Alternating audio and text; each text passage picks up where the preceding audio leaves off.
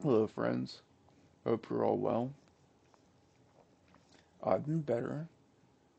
I'm okay now, coming out of my crazy, hellish few months here, but I'll explain it to you. My mother was nice enough to write down a kind of timeline for me, and it's on three different pieces of paper. So if you see me looking down like this, it's because I'm reading. So thank you, Mother, and off we go.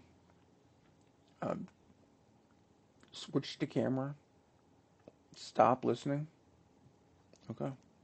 July 22nd, I was getting range of motion on my legs, just where they stretch it, and I heard a pop, and I was in pain.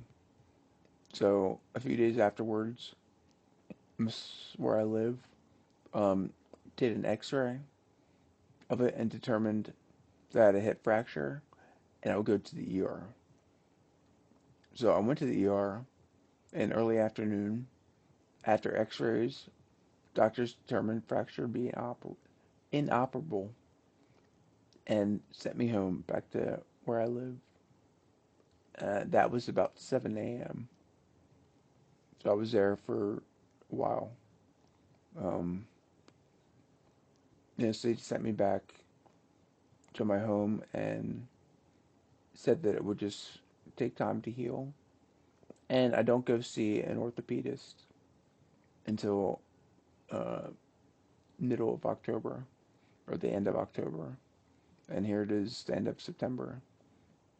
And this happened towards the end of July.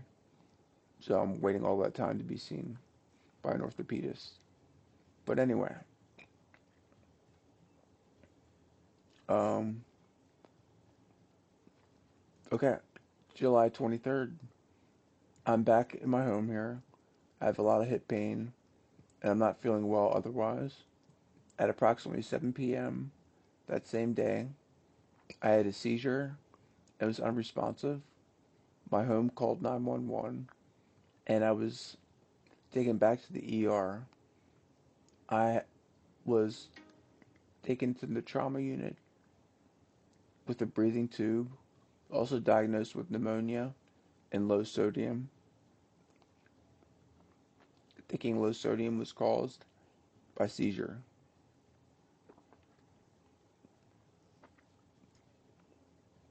July 22nd, I was moved to intensive care. The next several days, I was in ICU, and the goal was to bring my sodium level up. So, July 28th, my sodium was at good level, good enough that they would send me home. Oh no, I guess I wasn't back yet. No, I was still there. I received a fluid restriction intake as well. So I was drinking, my gosh, I forget what it was at the beginning. Like maybe 1,200 cc's a day. I was getting some fluid IV, but it was crazy. And considering I used to drink incessantly, just nonstop, which probably gave me the seizure in the first place because of my sodium being depleted. But I'm just always thirsty from all the medication that I'm on.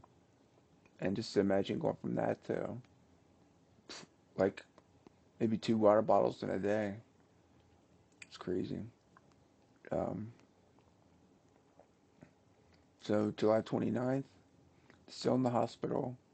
I received a nerve block for my hip pain. I don't know if anyone's ever heard of that, but it's like I don't know what it is. It's something they insert into my nerves right by the injury, and it does something to the nerves. It blocks them, so I don't have pain.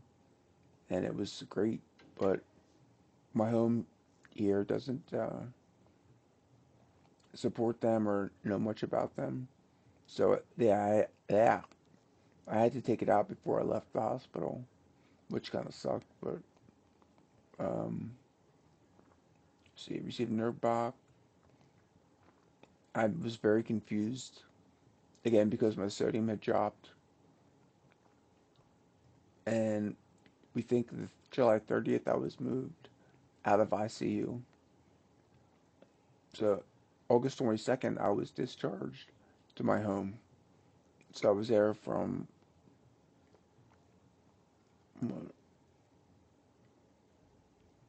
23rd until the 2nd.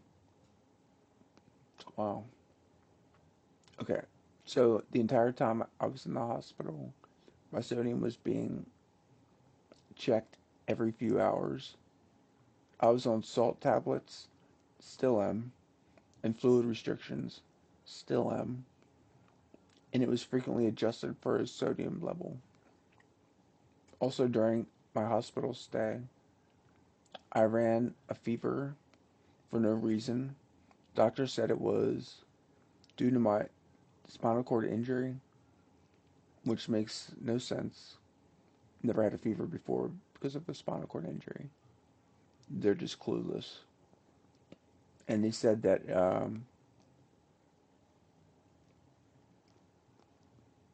what does that say? No. So yeah, that happened. Then I was intubated for one day.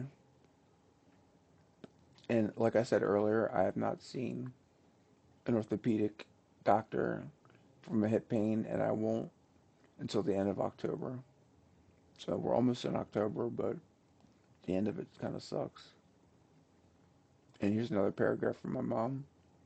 It said, following days after discharge, my speech was very slow and sometimes slurred, which is nuts because I felt myself talking slow.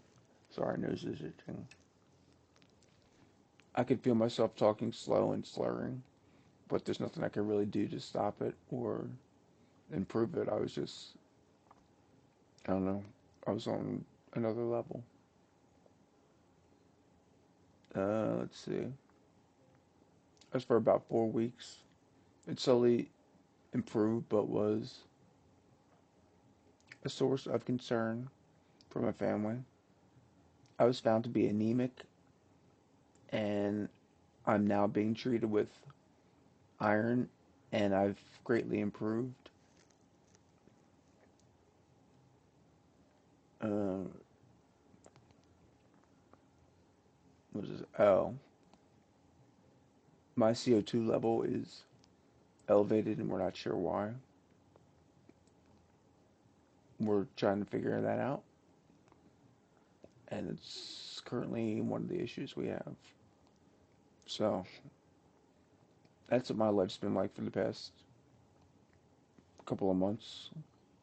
If that gives you a brief synopsis of where I've been distracted and in pain, and yeah. So now I had a subluxation in my shoulder, which is kind of a separation, a little separation. Well, I don't know what happened, but it's way worse, and my pain is horrible.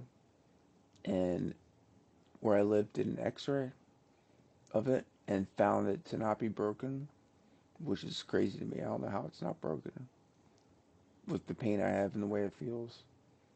But I've asked them to do like maybe get an MRI just to make sure there's no structural damage with like tendons or ligaments. So we'll see how that turns out. As of right now, nothing. So, all right. I'll keep you posted with the changes I have. Thank you for watching, and if you watched it this long, and hit me up with whatever. I'm back, and I'll try to make videos whenever possible. Gotta ask me questions or whatever if you have them, because I'm not wanting to just get on and talk about myself. All right, friends. Thank you again for following, and I'm glad it's mostly over. All right. Start listening. Stop.